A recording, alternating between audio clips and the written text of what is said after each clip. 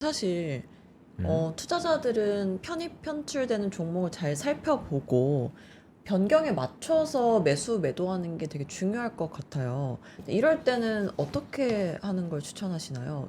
전략 같은 게 있으실까요? 네, 뒤에서도 말씀을 네. 드리겠지만, 오늘 이 주제를 들고 온 이유는, 어, 어떤 매매 타이밍의 전략도 있지만, 이미 보유하셨거나 이 패시브 자금들이 어떻게 움직이는데 좀 관심을 갖고, 기존에 보유한 자산들을 어떻게 포지션을 취하실지 좀 참고를 하시라고 좀 들고 왔는데요. 네. 내일부터 효력이 있기 때문에 사실상 그 코스피 200 지수를 담는 뭐 ETF들 같은 경우에는 내일 오전부터 아마 장 시작부터 오전 중에는 아까 말씀드린 뭐 편입된 종목들을 비중만큼 담을 거예요. 그렇지만 무조건 이제 내일부터 담진 않고 네. 이미 이제 미리미리 조금 담아왔겠죠. 왜냐면 시장의 충격을 좀 줄이기 위해서 미리 좀 담아온 부분도 있는데 그래서 저희가 전략으로 가져간다고 하면 네. 예를 들어 뭐 이수페타시스가 좀 오늘도 그렇고 뭐 며칠 사이 많이 올랐다고 하면 아마 11월 그 중순 종목 발표 날부터 너무 많이 오른 종목들은 오히려 조금 조심해야 될 필요가 있다고 보고요. 하지만 그 발표 이후에 좀 덜 올랐던 종목 중에서 오늘 내일 중에 좀 많이 오히려 빠지거나 할 때는 매수를 하셔도 괜찮을 것 같습니다.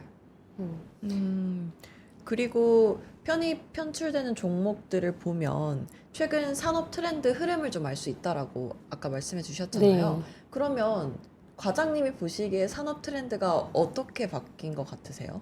네. 아까 코스피도 그렇지만 코스닥 같은 경우에 좀 로봇이나 AI 관련주가 네. 확실히 대거 편입됐잖아요. 한두 종목이 아니라 뭐 코스닥 150에 아까 로봇 관련주는 거의 5종목 정도가 편입이 되는 걸 보면서 아무래도 뭐 전력 로봇 AI 이쪽이 강세인 것 같고요. 바이오도 일부는 탈락했지만 여전히 바이오에 대한 관심이 좀 많이 커졌다. 그리고 전통적으로 그 제조하거나 부품주 업체들은 좀 많이 편출이 되는 거 보면서 어, 특히 그 편입을 시킬 때 네. 편입 요건들이 있잖아요. 근데 요건이 제가 잘 찾아지지가 않았던 부분이 음. 꼭 그 로봇이나 AI 부분들이 5종목이 편입이 된 걸 확인하면서 좀 그 거래소에서도 적극적으로 이 로봇이나 AI 쪽을 편입을 시켰다고 확인을 했거든요. 네. 그래서 아무래도 예전 같은 그 제조업체 이쪽에서 AI 쪽으로 많이 이동을 하고 있다라고 볼 수 있겠습니다. 네. 그러니까 정량적인 기준 외에도 정성적으로 그러니까 결국 어느 인덱스에 들어간다는 것은 그만큼 패시브 자금이라든지 수급에 대한 활로를 필 수 있는 개연성이 높기 때문에 말씀 주셨던 것처럼 새로운 신산업, 특히 로봇 같은 경우는 정량적인 기준이 자칫 모자르다 하더라도 들어간 것 같다라는 이런 소회를 주신 거죠. 네. 알겠습니다. 자, 그러면 지수 편입 토픽을 오늘 가져오셨던 여러 가지 이유가 있을 텐데 꼭 지수 편입으로 인해서 매매와 수익률을 연결시킬 수는 없겠지만 과거에 이 지수 편입에 의해서 큰 뭐 종목의 시세가 분출됐거나 아니면 그 전후로 해서 어떤 종목의 주가 향방이 좀 달라졌던 그런 사례가 있나요?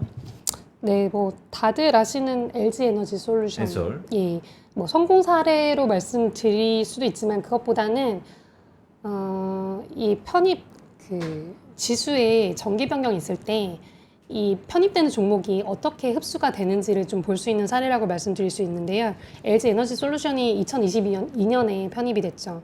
이렇게 상장한 지도 얼마 안 돼서 편입이 되게 되면서 상당히 많은 매수세가 보이면서 좀 급등한 부분이 있었습니다. 그리고 편입 이후에는 또 많이 조정을 받으면서 그 이후에는 또 차츰차츰 많이 다시 회복이 됐는데 아무래도 성공 사례로 말씀드릴 수 있는 건 LG 에너지 솔루션입니다. 네. 그리고 좀 교훈 사례로 말씀드리면 중형 철강주의 과거 편출 사례를 좀 말씀드릴 수가 있는데 편출 전후에 상당히 급락을 많이 했습니다.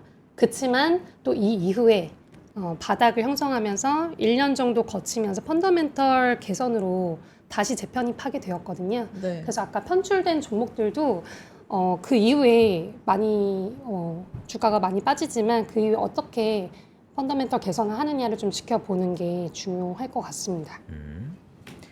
과장님은 지수 리밸런싱 앞뒤로 찾아오시는 손님분들께 관련된 코멘트를 해주시나요? 아니면 손님분들께는 딱히 언급을 안 하시는 편인가요?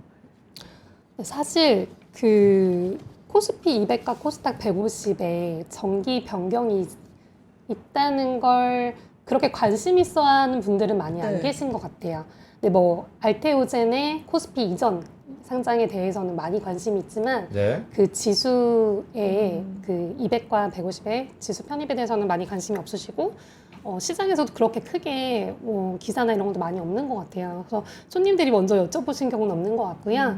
저는 다만 이상하게 뉴스가 특별히 없는데 왜 내 보유한 종목이 이렇게 힘이 없어지지? 약하지? 또는 왜 이렇게 갑자기 뭐 힘이 붙고 좀 많이 주가가 오르지 할 때는 그 정기 변경에 이슈가 있는지 좀 살펴볼 필요가 있다고 생각을 하고 저도 이번에 다시 훑어보면서 제가 또 관심 있던 종목들이 많았었거든요. 다시 한번 좀 지켜보는 계기가 됐기 때문에 기존에 관심 있는 종목 체크하는 시간으로 보고 고객님들한테도 이런 이슈가 있다는 거 보유하신 종목들이 있으면 이런 이슈가 있다는 걸 좀 안내를 드렸습니다.